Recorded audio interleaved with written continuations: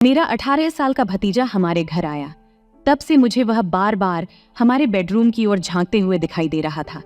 फिर उसके चाचा के बाहर जाते ही वह मेरे कमरे में सोने के लिए आ गया और उस रात उसने मुझे कुछ ऐसा अनुभव दिया कि मैं अपने 38 वर्षीय पति को भूल ही गई।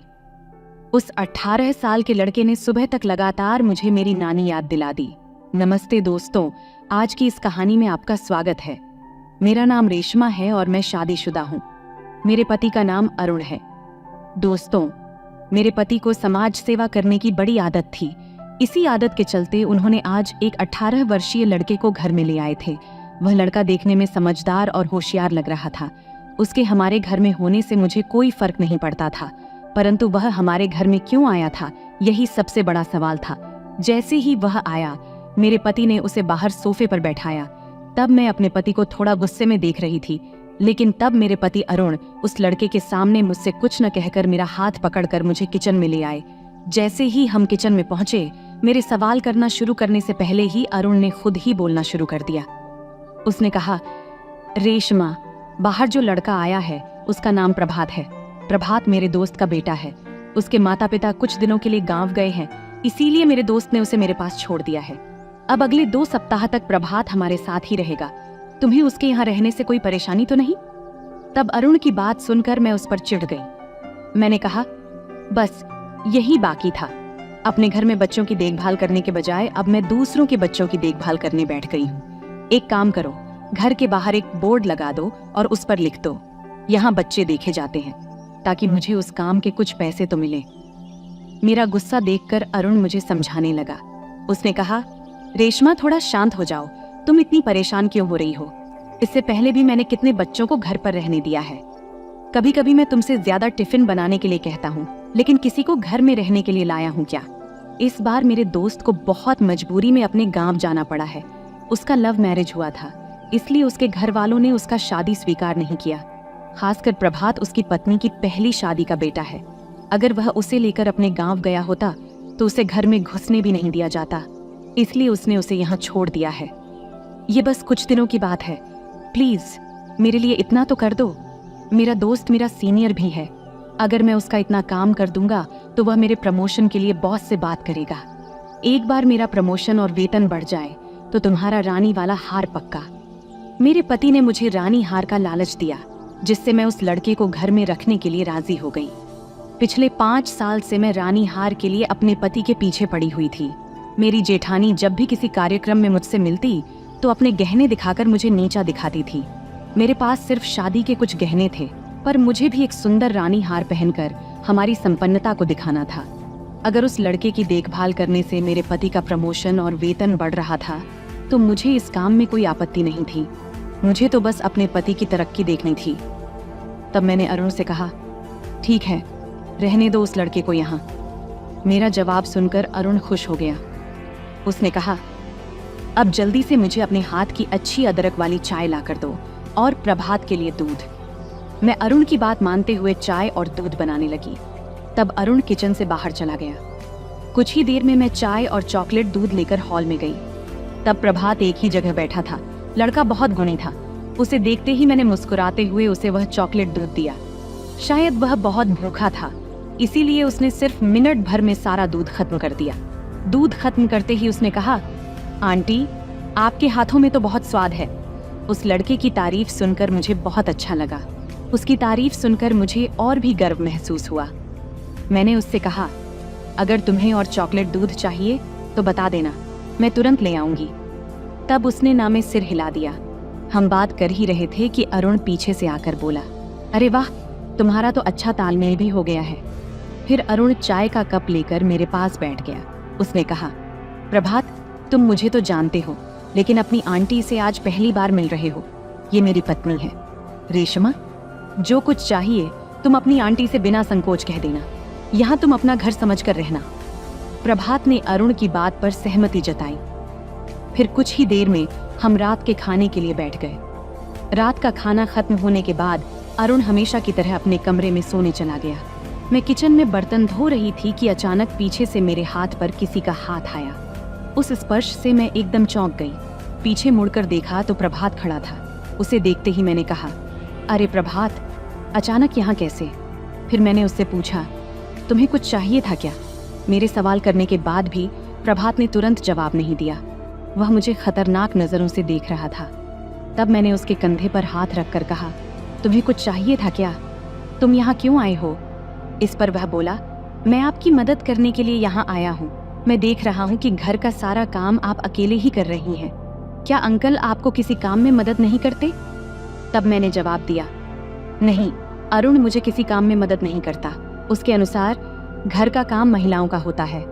इस पर वह 16 साल का लड़का बोला, ऐसा कुछ नहीं होता, आपने अंकल को सिर पर बिठा रखा है। घर दोनों का है तो काम भी दोनों को मिलकर करना चाहिए ना? तब उसकी बातों से मुझे वह काफी समझदार लगा। उसने मुझसे मना करने पर भी मुझे किनारे कर खुद बर्तन धोना शुरू कर दिया। उसकी मदद से मेरा काम सच में हल्का हो गया। रात को बर्तन धो धा कर रखकर हम सोने चले गए। प्रभात को हमारे घर में अलग कमरा दिया गया था। हमारा घर 4 कमरों का था, जिसमें से एक खाली कमरा था। वही कमरा हमने प्रभात को दिया था। कुछ दिन बाद एक रात मैंने उसे हमारे कमरे में झांकते हुए देखा। उसे देखकर मैं उठ गई। तब अरुण तो सो चुका था। मैंने अभी अभी बेड पर लेटकर आराम करना शुरू ही किया था कि प्रभात सामने दिखाई दिया। उसे देखकर मैं बाहर गई, लेकिन वो अपने कमरे में भाग गया। तब मैं उसके कमरे में जाकर उससे पूछी, तुम हमारे कमरे में झांक क्यों रहे थे? तब उसने जवाब दिया, मुझे अपने माँ बाप की याद आ रही थी, इसलिए मैं आपको देख रहा था। उसकी बात सुनकर मैंने उसे माफ कर दिया। शायद उसे इतने दिन माँ बाप से दूर रहने की आदत नहीं थी, इसलिए वो हम में अपने माता पिता को देख रहा था। मैंने उसके सिर पर हाथ फेरते हुए कहा, तुम यहाँ खुद को अकेला मत समझना, यहाँ तुम्हारे अंकल है ना? तब मेरी बात सुनकर उसने मुझे गले लगा लिया और कहा, आंटी, तुम सच में बहुत अच्छी हो। क्या तुम मेरी एक और बात मानोगी? क्या मैं आपके और अंकल के साथ आपके बेडरूम में सो सकता हूँ? तब प्रभात की बात सुनकर मैंने उसे हमारे कमरे में सोने की अनुमति देने से इनकार कर दिया। मैं उसे हमारे कमरे में नहीं सुला सकती थी, क्योंकि पति पत्नी के लिए यह सही समय नहीं था। अब हम बेबी प्लान कर रहे थे। शादी के बाद से ही हमारा बेबी प्लान था, लेकिन अब मेरी उम्र 27 साल और मेरे पति की 38 के पार हो चुकी थी। डॉक्टर ने इस बार हमें कहा था कि इस साल पॉजिटिव रिजल्ट मिल सकता है, बस हमें उनकी गाइडलाइंस का पालन करना होगा। प्रभात के प्रति मेरा आभार था, लेकिन मैं उसे हमारे कमरे में सोने नहीं दे सकती थी। मैंने उससे कहा, अब तुम छोटे नहीं हो कि तुम्हें हमारे कमरे में सोने की इजाजत दूं। अगर तुम्हें अपने माता पिता की याद आए तो फोन पर बात कर लो या मुझसे बातें कर लो। उसे समझाकर मैं अपने कमरे में चली गई। उसके बाद धीरे धीरे प्रभात और मेरे बीच अच्छी दोस्ती हो गई। अब वह दिन में भी घर के कामों में मेरी मदद करता और जब मैं अकेली होती तो आकर मुझसे बातें करता। देखते देखते 10 दिन बीत गया। 10 दिन के बाद मेरे पति हमेशा की तरह ऑफिस के काम के लिए बाहर जाने वाले थे। अरुण पहले भी कई बार महीने महीने भर के लिए बाहर जाते रहते थे। इस बार भी वह 2 सप्ताह के लिए बाहर जा रहे थे। अब अरुण के बाहर जाते ही प्रभात ने मेरे कमरे में अपनी जगह बनाने की कोशिश करने लगा। उस रात घर में सिर्फ मैं और प्रभात ही थे। प्रभात अपने कमरे में जाने की बजाय मेरे कमरे में आ गया और बोला, आंटी, अब आप अपने कमरे में अकेली हो, आपको अकेले सोने में डर लगेगा ना? लेकिन चिंता मत करो, मैं यहाँ हूँ, मैं आपके साथ इस कमरे में सोऊंगा। असल में डर उसे ही लग रहा था और माँ बाप की कमी महसूस कर रहा था, ये मैं समझ चुकी थी। उस रात मेरे पति घर पर नहीं थे, इसलिए मैंने उसे अपने कमरे में सोने की अनुमति दे दी। लेकिन प्रभात धीरे धीरे इतना शरारती हो जाएगा, इसका मुझे अंदाजा नहीं था। हमारे साथ सोए उसे बस एक ही दिन हुआ था। अगले दिन सोने से पहले उसने मुझे बिना बताए मुझे गले लगा लिया और उस दिन उसने मुझे एक अलग तरीके से छुआ। तब उसकी मजबूत पकड़ को छुड़ाना मुश्किल हो गया था। जैसे ही वह मुझसे दूर हुआ, मैंने उसे डांटा। मैंने कहा, तुमने बिना पूछे अचानक मुझे क्यों छुआ? तब उसकी आंखों में आंसू आ गए और वह मुझसे बात करने लगा। उसने कहा, क्योंकि आज भी आपको देखकर मुझे अपनी माँ की याद आ गई और इसीलिए मैंने आपको गले लगाया था। तब उसकी आंखों में आंसू देखकर मैंने उसे माफ कर दिया। मैंने कहा, ठीक है, कोई बात नहीं, जल्दी ही तुम्हारी अपने माता पिता से मुलाकात हो जाएगी। फिर रात में सोने से पहले वह मुझसे बातें करने लगा। उसने कहा, आंटी, क्या आपसे एक सवाल पूछ सकता हूँ? आपसे बहुत बड़े दिखने वाले शख्स के साथ आपकी जोड़ ही जमती नहीं है। आपने इतनी बड़ी उम्र के व्यक्ति से शादी क्यों की? तब मैंने उससे पूछा, तुम्हें मेरा उम्र कितना लगता है, बताओ तो।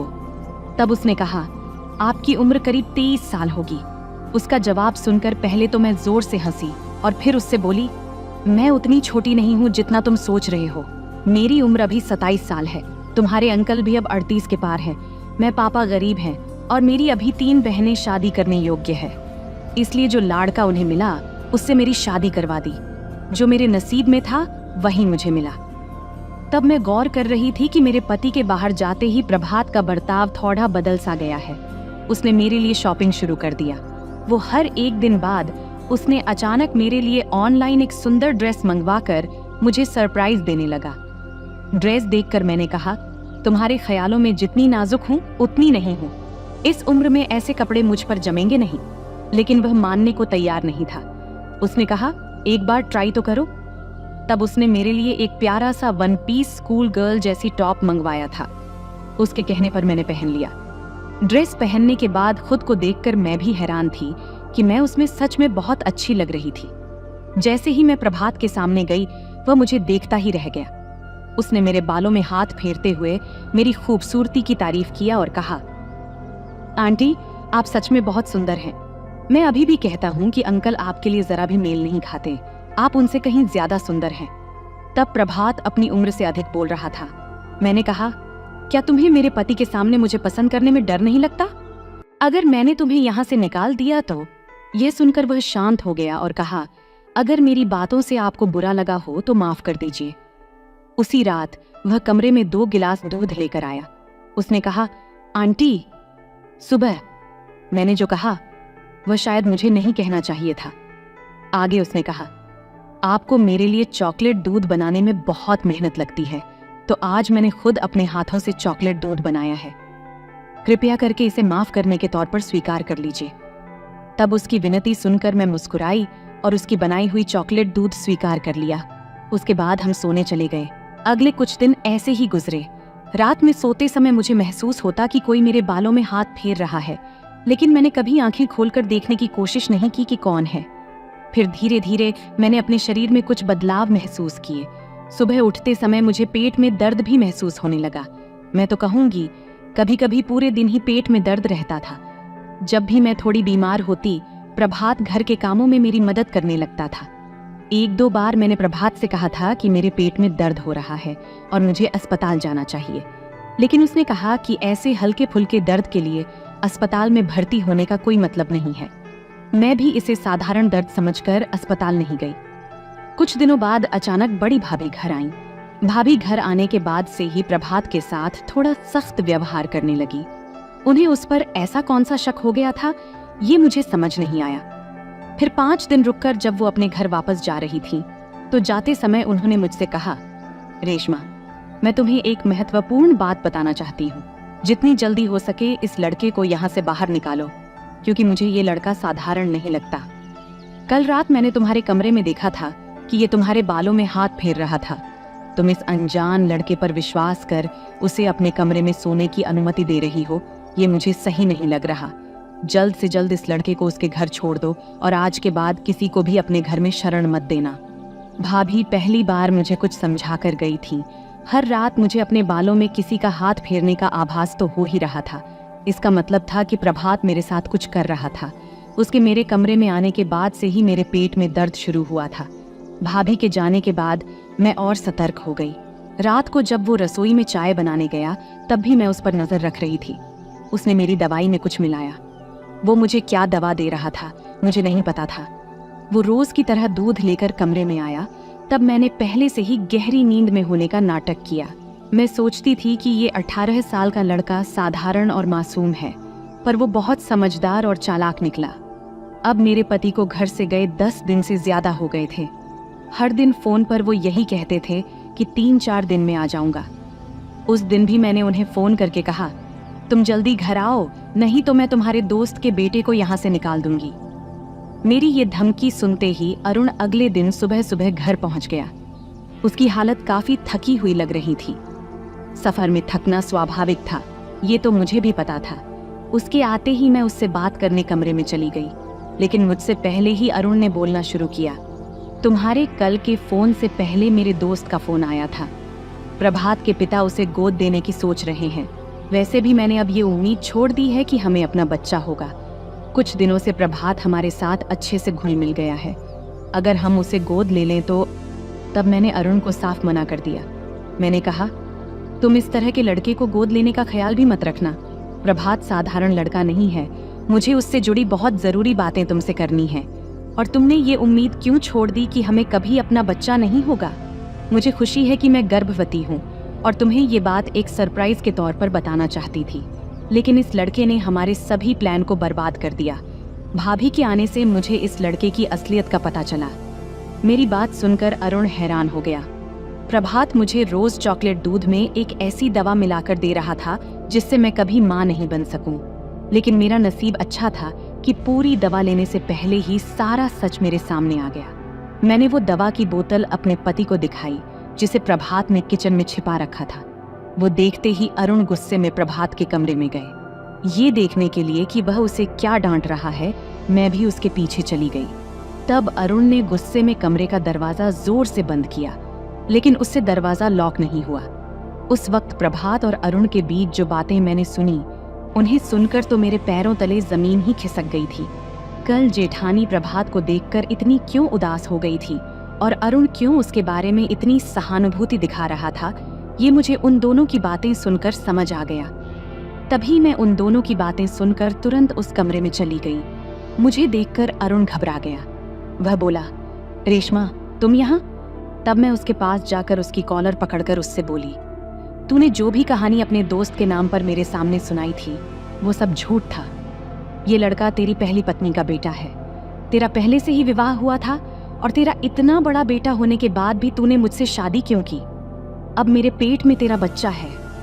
भगवान ने तेरा बच्चा मेरे पेट में क्यों रखा, ये भी मुझे समझ नहीं आ रहा है। तब मैं रोते हुए अरुण से बात कर रही थी। फिर मेरे शांत होते ही अरुण बोला, रेशमा मुझे माफ कर दो।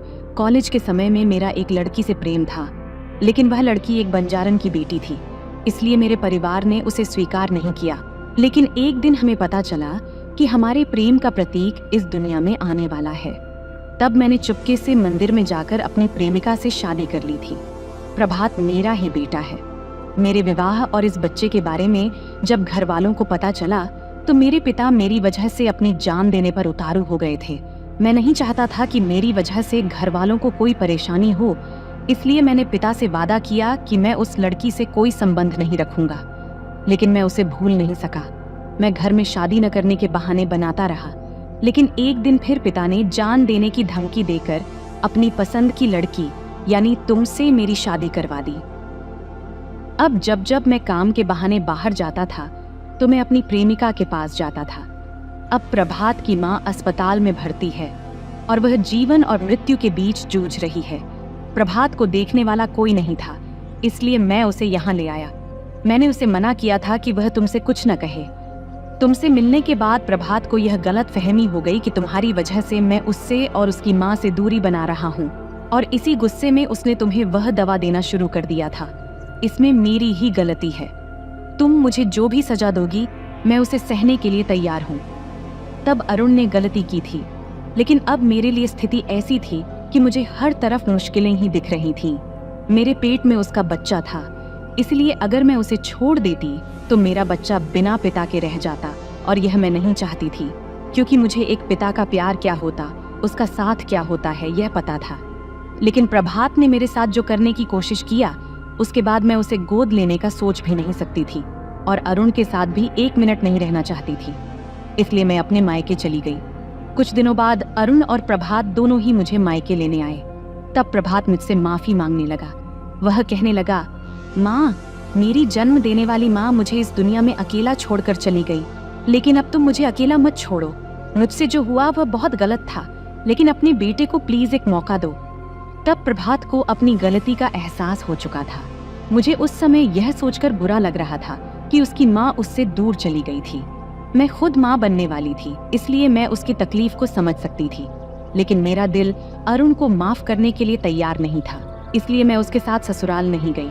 तो दोस्तों, अब आप ही बताइए कि मुझे अपने पति को माफ करके फिर से उसके साथ घर बसाना चाहिए या नहीं।